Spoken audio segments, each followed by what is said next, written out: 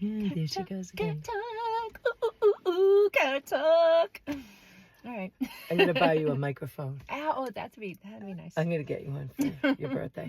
Hey, so we happen to be wearing our Mr. Rogers shirts. Yes, good. Show your shirt. And Cass. it says, "I like you just the way you are." Yes. So we thought we'd do a little ode to Fred, Yes. one of our favorite dead boyfriends. He Yes. probably is my ultimate dead boyfriend. He's definitely the ultimate dead boyfriend, for sure. We should, I think I might have said this before, but we should do a card talk on all of our dead boyfriends. Yeah, and the queens, the dead queens of early childhood. Yeah, for sure. Yeah, let's do that. But Coming anyways, right now let's talk about the most important dead one.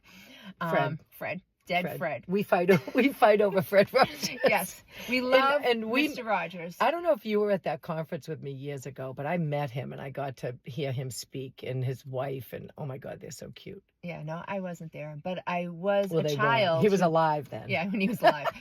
I was a child who grew up with Fred Rogers, and I will just tell you that I remember always saying that I was going to marry him. I loved him. How'd that work out? It didn't. It didn't. But well, you know, Mr. Susie is right up there with Fred Rogers, I'll tell you. Okay. But just a couple of things to think about, you know, just the fact of how nice and kind and gentle he was, the way he spoke to kids. I know some people be like, oh my God, Mr. Rogers, he spoke so slowly. He spoke in a way that children knew he respected them and cared about them, and he was tuned into them. Like, very tuned nowadays, kids are not tuned into the way they need to be. Kids are kind of dismissed, or kids are, you know, yeah, but, you know, I'm not even looking at them. I hear you, but I'm not really paying attention. He was zeroed right in with you, always. And his pace was always so calm and slow, and he talked through things so children could process.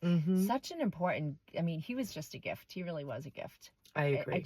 It's just unbelievable. Yeah. He had such such a deep intuition about children and how they grew up and what stage they were at and where to meet them, and it was just, he just had such a gift. He really did. Yeah. And you know, if you're too young to know who he was or to remember his show, watch, there's 2 different documentaries out about him that are so good, and really you get to see the inside a little bit more. But the fact that he was one of the very first people to connect with people of color on live national television, and to do it in a way that wasn't kind of shade, look at me, it was, this is my friend, and he looks different than me. It was very authentic. It was beautiful. It was beautiful. I loved it. And he's the other one, you know, when bad things happen in the world, or when things are happening on the news that you're worried about, he says, my mother would always tell me to look for the helpers.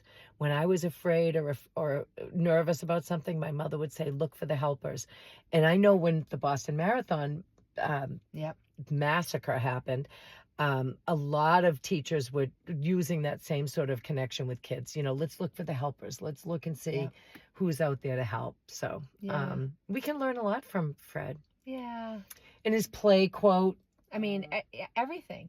And I just think that we all need to bring a little bit of Fred into our lives. Yeah.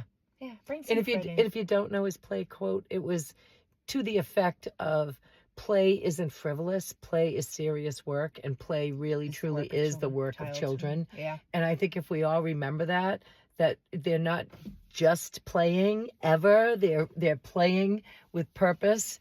And that's what's going to help them grow into perfect little students someday, and adults that can fit into society, because they know how to get along and play and wait for a turn, all that good stuff. My heart's full now. I have to go change my sneakers, or yes, I know. Put my sweater on. And nothing was better than his videos on like the crayon factory. How do you make crayons, and how do you do this, or how do we make bread? And he just, like, that's the stuff that children want to know about. Like, that's what I want to see, that's what I want to learn about, and he just knew it. But so go back in time, go back, you know, roll back the camera, look him up on YouTube, find some stuff that you can make connections with, you know. Just, we love Fred. Bring a little Fred into your life. Yeah.